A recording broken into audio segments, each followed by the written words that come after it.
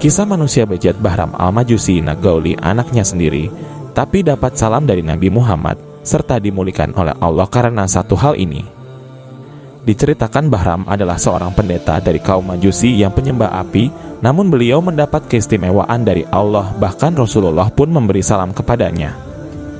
Lantas bagaimana mungkin seorang pendeta dari kaum penyembah apa yang jelas-jelas telah mendoakan Allah atau musyrik malah mendapat ridho dari Allah dan dititipi salam oleh Rasulullah? Alkisah suatu malam ketika Syekh Abdullah bin Mubarak tertidur di Hijr Ismail setelah melakukan tawaf, beliau mimpi bertemu dengan Rasulullah. Setelah Abdullah bin Mubarak mengucapkan salam kepada baginda Nabi, Nabi berpesan untuk menyampaikan salam darinya untuk seorang penyembah api bernama Bahram dan Allah telah ridho kepadanya. Sesaat Abdullah bin Mubarak terperanjat, ia keheranan dengan mimpinya tersebut. Ia khawatir jika mimpi tersebut berasal dari setan. Padahal seperti yang banyak diketahui, setan tak akan bisa menyerupai baginda Rasulullah. Maka dari itu Abdullah bin Mubarak sangat keheranan. Ia pergi mengambil wudhu untuk kemudian tawaf lagi berulang kali sampai akhirnya ia kelelahan dan kemudian tertidur lagi. Abdullah bin Mubarak pun bermimpi yang sama persis seperti sebelumnya. Sampai akhirnya ia kebingungan, tidak mungkin seorang pendeta musyrik seperti Bahram mendapat salam dari Rasulullah dan mendapat ridho dari Allah. Karena rasa penasarannya yang besar, ia segera mencari orang yang bernama Bahram.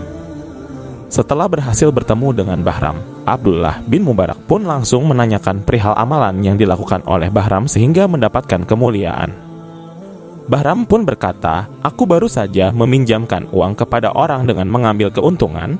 Aku merasa lebih baik dengan hal itu." Abdullah bin Mubarak pun berkata, "Itu adalah hal yang dilarang dalam agama Muhammad, termasuk salah satu dosa besar karena telah memakan riba.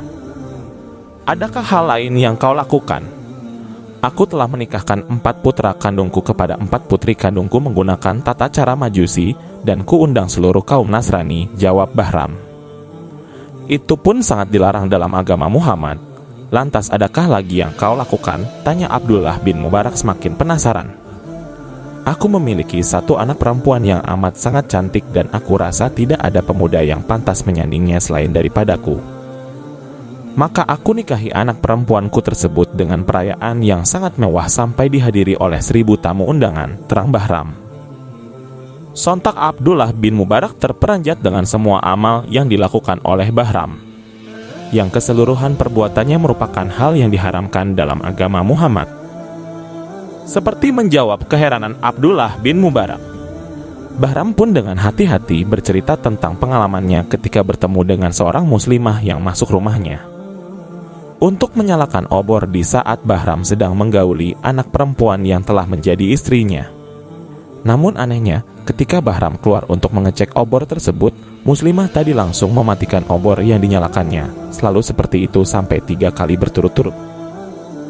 Bahram pun curiga kepada perempuan muslimah tersebut, hingga ia mengikuti muslimah tersebut sampai ke gubuk tempat perempuan muslimah tadi tinggal bersama anak-anaknya.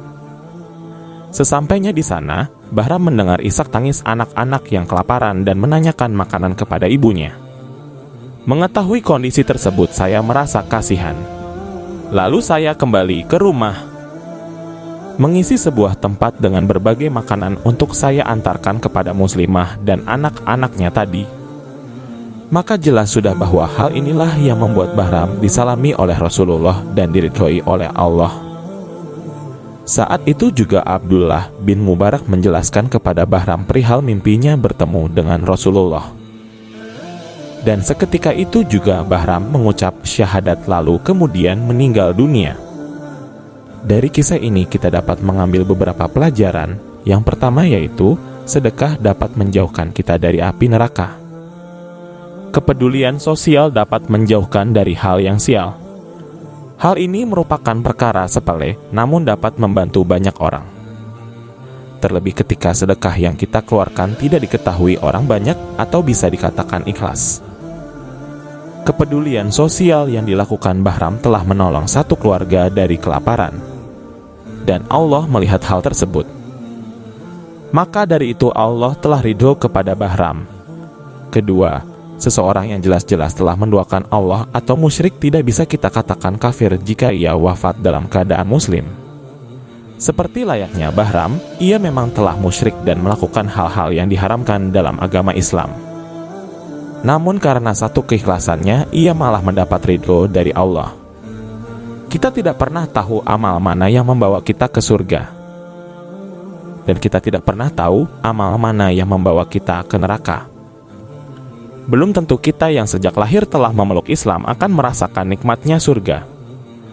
Maka beramallah sebanyak-banyaknya dan sebaik mungkin agar Allah ridho kepada amal kita. Sekian kisah hikmah ini, semoga dapat menginspirasi kita semua dalam beramal soleh dan memperbanyak sedekah.